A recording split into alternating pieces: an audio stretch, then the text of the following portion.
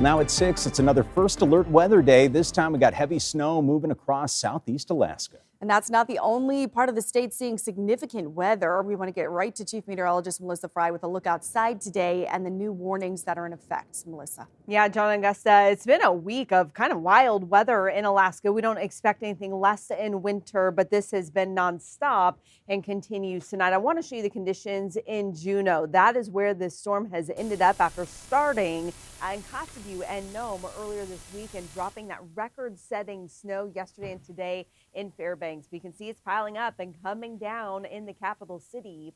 This snow is going to continue in Juneau tonight into tomorrow morning. And then we'll also see high winds moving in Friday into Saturday.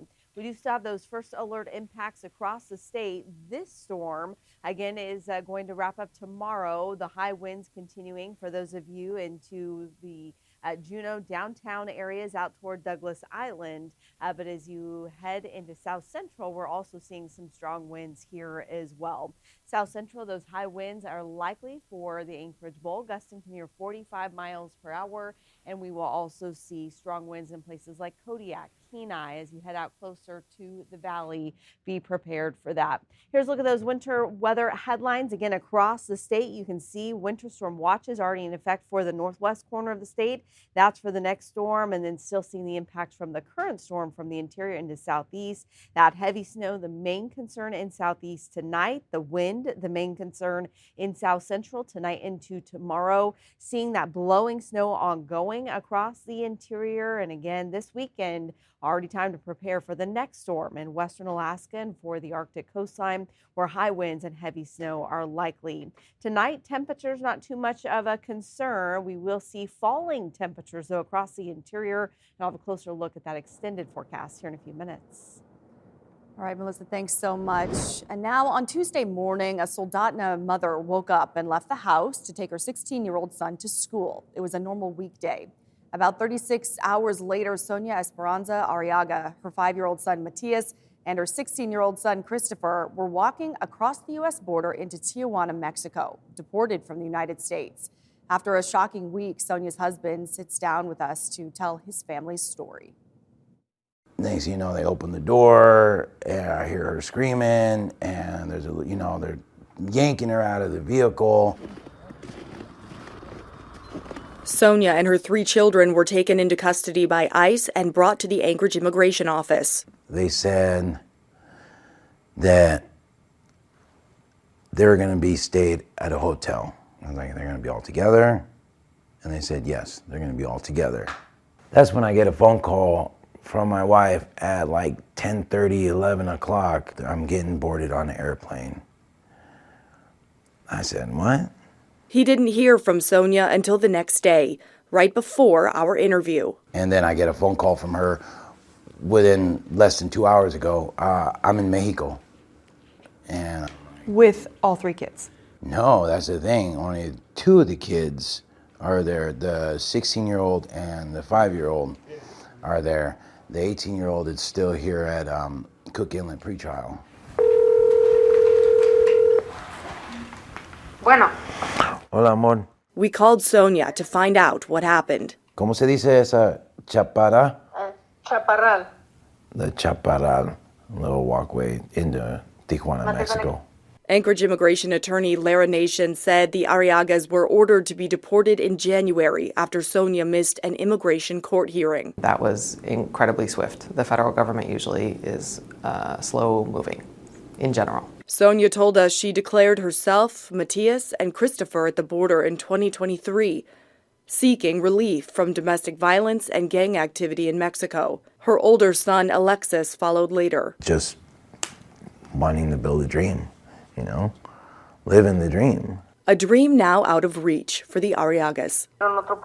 It was injustice the way they brought us out, deceived us, and lied to us. Is there anything wrong with the way that this deportation process went out that seems to be incorrect? I can't answer that question yet. We're filing the paperwork, and we're doing the motion, we're doing the petitions, doing everything legally that we're supposed to be doing, and just getting booted out like that. Augusta McDonald reporting immigration, Arctic security, and an LNG pipeline took center stage as Senator Dan Sullivan sat down with Alaska's news source today, discussing issues facing Alaska. The senator says that he and the Trump administration are working to find buyers for Alaska LNG and that the state legislature needs to do all they can to bring the project to fruition. Meanwhile, in response to the 11th Airborne Division being ordered to stand by for potential deployment to Minnesota before being told to stand down, Sullivan says he views deployment as a last resort in situations like this. He says ICE needs to analyze and refine its tactics and its procedures. Anytime you have a situation where in a short amount of time 2 Americans are killed, that's not good. Now, I'm a strong supporter of law enforcement, but in that situation, what I was calling for was both sides to kind of stand down, both sides to cool the temperature. Well, Sullivan also discussed the role of Greenland in Arctic security. We have more from that interview on our website and our mobile app. Now on to an update on a mobile home fire in Anchorage this past weekend. A woman who was taken to the hospital after the Monday morning fire has died. Family has identified her as 43-year-old Linda Tomaganic. The fire happened near DeBar and Braga. 2 other people did make it out of the home on their own. Well, the Alaska Marine Highway System will once again be operating with only 6 vessels this upcoming summer season. The Alaska Department of Transportation tells us this has been a normal trend for more than 4 years now. The limited operation is due to ongoing staffing shortages, aging ships and vessels in overhaul.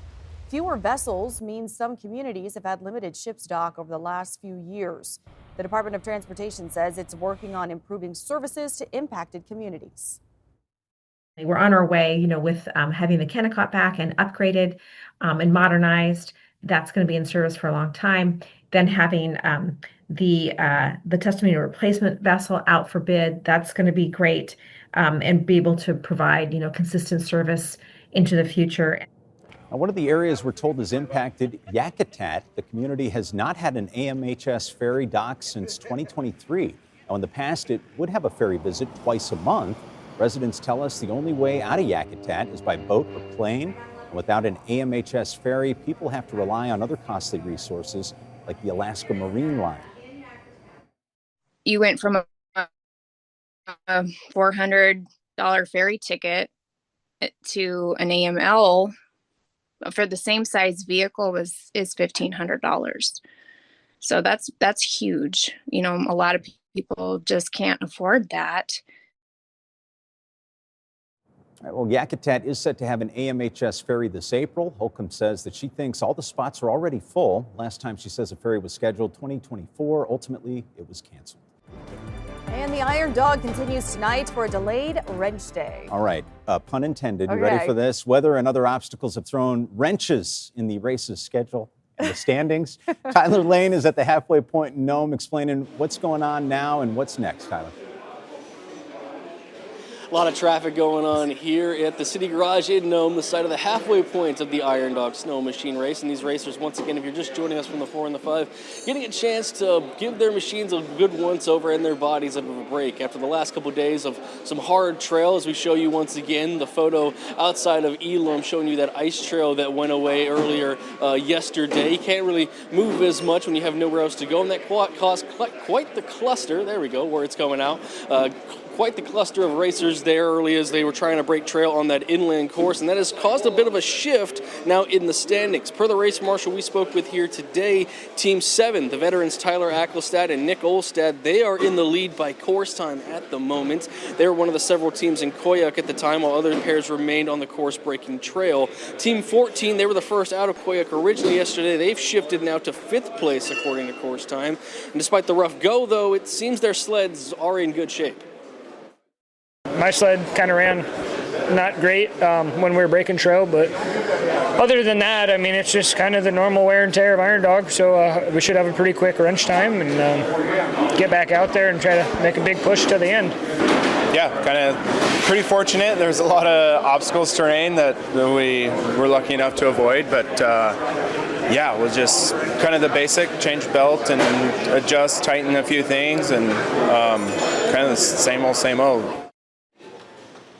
I also mentioned that meeting that took place at the 5 o'clock hour between race officials and racers. The plan right now is marshals are going to be meeting regarding that cluster that formed yesterday. We're going to keep track and see if anything changes in the standings from there. At the moment, racers, according to course time, are set to leave here at the Nome Garage Friday morning at 6 a.m. The finish still on track for Saturday, though we also heard from those race marshals that can change depending on how the course goes. So we could be looking at a finish still in the afternoon all the way to Saturday night and Sunday morning. All righty, thank you so much, Tyler. Good to see your face. You've been bundled up there for a minute. Like, oh, there's Tyler. Look at that guy. It was cold in It's been Nome. cold, oh yeah. my gosh. All right, great job, Tyler. Let's take a look at that leaderboard. As of 5:30, those teams in Nome and placed, as Tyler said. It'll be an interesting second half to the race with all the shakeups and the adjustments, so a lot to watch for. Thanks for listening. Click subscribe so you can get the latest podcast from Alaska's news source automatically. And stay up to date with breaking news and in-depth reporting available for free 24/7 with the Alaska's news source app.